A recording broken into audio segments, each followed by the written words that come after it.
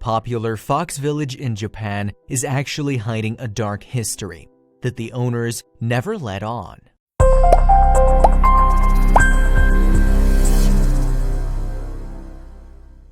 If you have a soft spot for animals, this place will break your heart. That's how Anna Davis describes Zao Fox Village in Sendai, a city to the northeast of Tokyo on Honshu Island. People thought she was crazy. What could be so bad about a village of foxes? As fans dug into her experience, however, they realized that though this popular spot masquerades as a friendly tourist attraction, there's something much more sinister going on behind the scenes. Only an inside look could expose a troubling issue that was sweeping across the entire planet. When Anna Davis was planning her trip to Japan, she knew she wanted to stop at Zao Fox Island. After all, the attraction described itself as a nature preserve, just keeping the animals comfortable in a mountain retreat. It sounded like a blast, especially for Anna. She'd seen the photos. As guests walk through surreal, snowy landscapes, they're swarmed by cute foxes looking to be pet like the family dog. From pictures alone, this preserve gave Disneyland a run for its money on the happiest place moniker. But it was more personal to Anna too. She volunteered at animal sanctuaries in the United States and hoped this would be similar to those wildlife centers. So she packed her bags and headed to Japan for what she thought would be the trip of a lifetime. She was wrong. When she first arrived, something about the preserve felt off.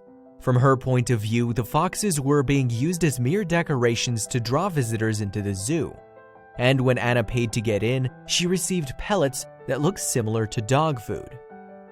Then she was told not to touch foxes or hand feed them, and that they should stand tall and try to scare them away if the animals become aggressive.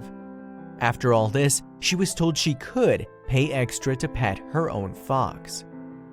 By this point, Anna knew she wasn't in a wildlife rescue. More than 150 foxes were crammed into the area together, and there was an Arctic fox tied to a post, and the animal was dangerously overweight. Her time at the preserve only grew more bizarre. The smells were as terrible as the sights. It was a really hot July day, and the area was really dusty, Anna said. It smelled like feces, and the heat just seemed to make it worse. Her visit only got worse from here.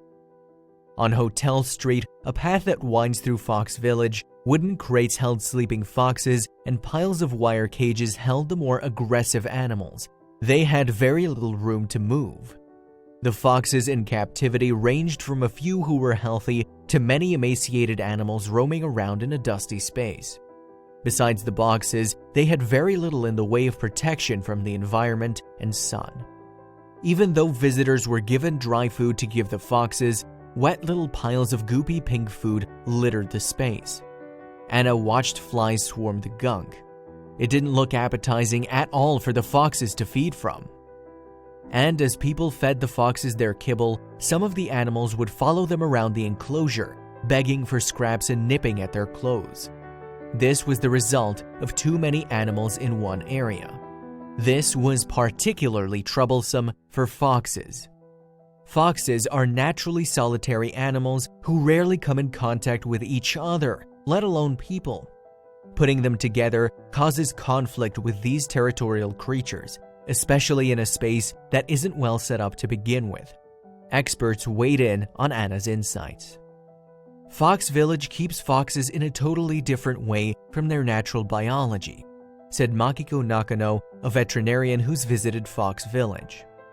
Foxes do not live in groups. They cooperate only to raise their cubs and otherwise live solitary lives. Anna and Makiko aren't the only ones outraged about this treatment. Many other visitors have taken to TripAdvisor to talk about the injustice at Fox Village. Hopefully, it can serve as a warning to others. We saw foxes chewing on ladders and pieces of aluminum sliding. We saw a ladder fall on a fox, one reviewer said. The images you see online are only half of the truth, another tourist said. One expert noted the very basis of the village may be a lie. The moment you start charging people to be entertained by animals, you stop being a sanctuary built around the notion of compassionate conservation, said Prashant Khitan, CEO of Born Free USA, an animal advocacy nonprofit. When animals are viewed as entertainment, they are going against their natural behavior. Over time, this can result in a physical strain on them. This isn't something they can keep up forever. When the time comes when the animal is no longer performance-worthy, then what do you think happens to that animal? He or she can't be released into the wild because they won't survive, said Prashant. Foxes, along with owls and penguins, are only some of the animals who are getting the cute and accessible treatment in cafes and other animal-themed restaurants. These animals may look adorable, but they aren't meant to be kept this way. If you love foxes and want to protect them, the only true way is to get rid of irresponsible and dangerous breeding practices and let them stay wild. When people see them as cute and cuddly, it can send the wrong message. If you want to see cute animals in a responsible way, try Cafe Lua in Machida, Neko Republic, the Outdoor Cat Cafe in Ikebukuro, Rabbit Island in Okunoshima, Cat Island in Ainoshima, or many other options. Clearly, dog people learn to adapt on Tashirojima, aka Cat Island. They pretty much have to, or they'd be miserable on the island where cats officially outnumber humans. How Tashirojima earned the name Cat Island goes back to the mid-18th century. Japan's late Edo period was characterized by economic growth, enjoyment of arts and entertainment, and a stable population, all of which made its way to the island of Tashirojima, just not in the way people expected. The people of Tashirojima were incredibly hardworking, and so were their cats. Between the 18th and 19th century, people on the island raised silkworms for their textiles. The problem?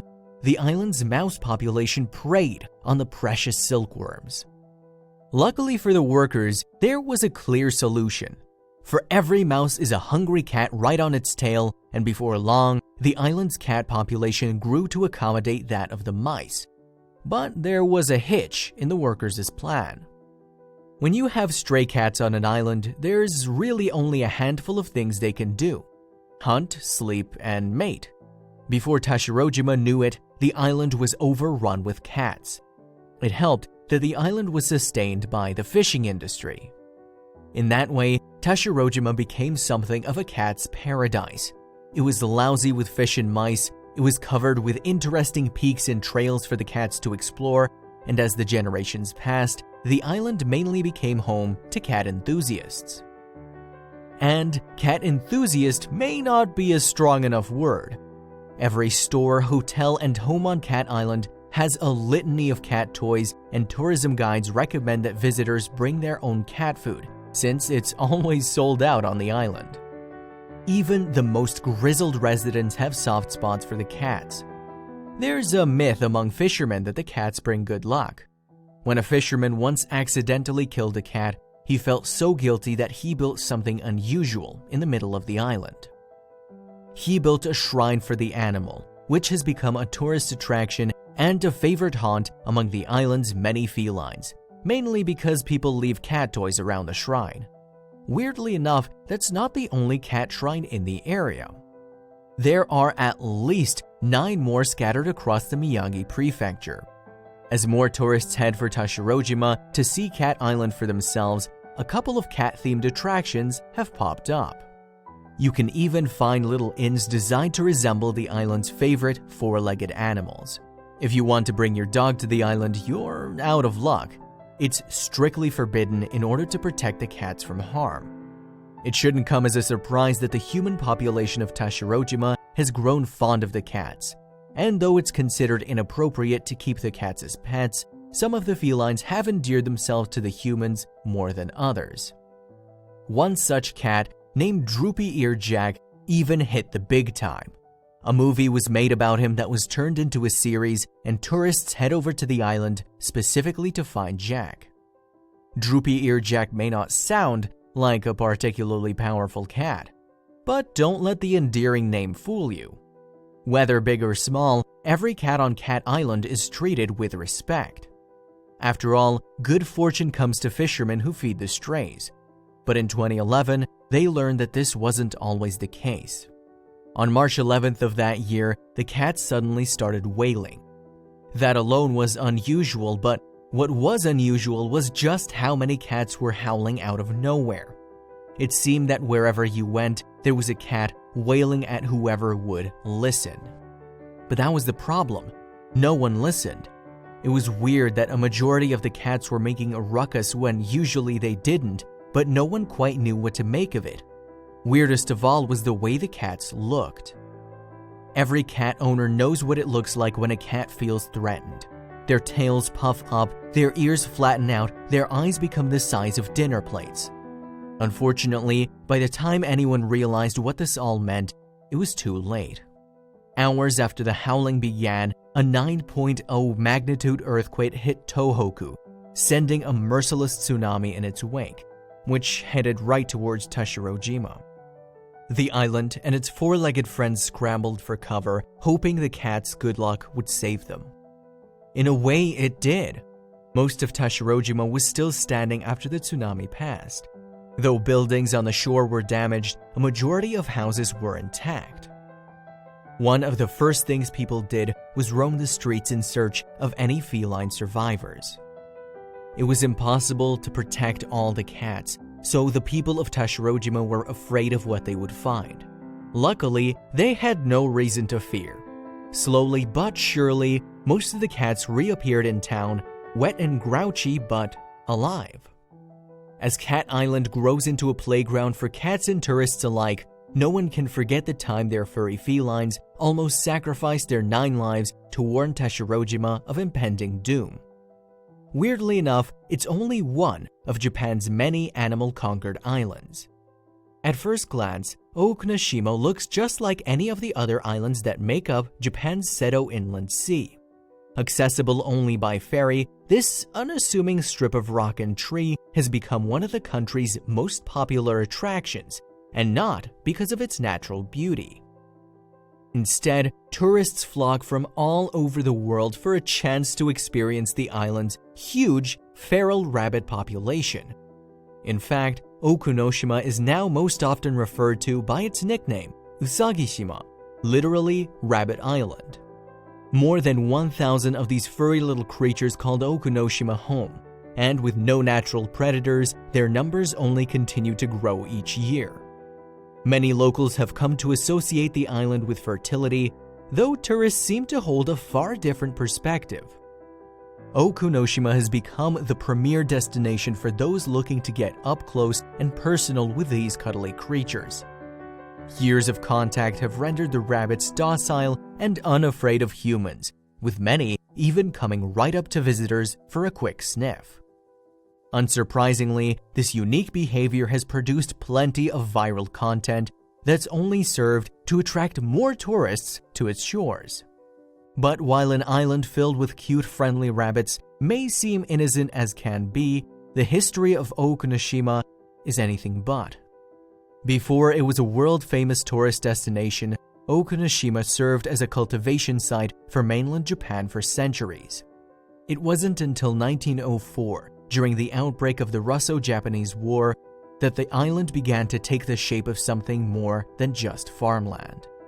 10 forts were constructed to protect the island, though following the war's swift end in 1905, the structures fell out of use.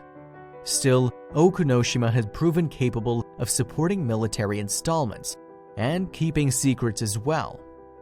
With the island's population at less than 20, the Japanese government knew they could do as they pleased on the island without fear of prying eyes.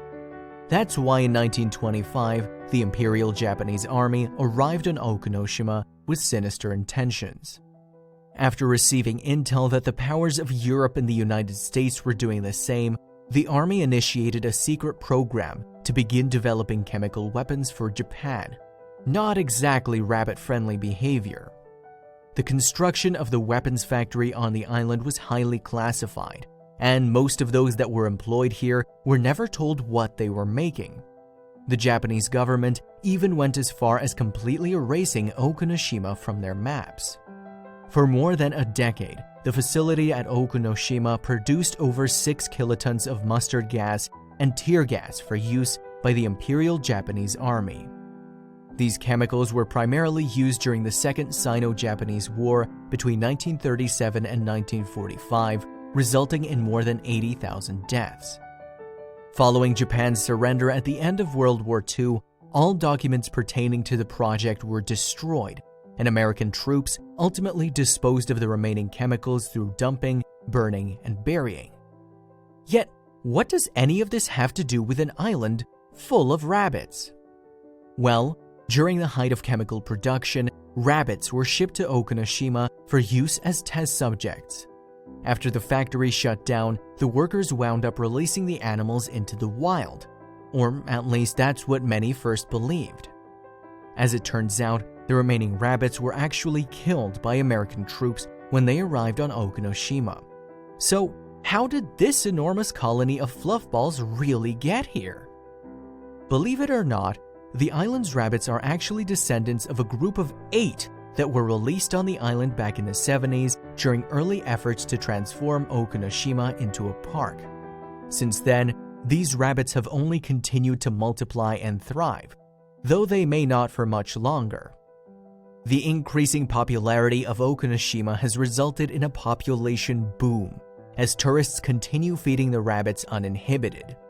This wouldn't be a problem if visits to the island were constant, though unfortunately, tourism doesn't work that way.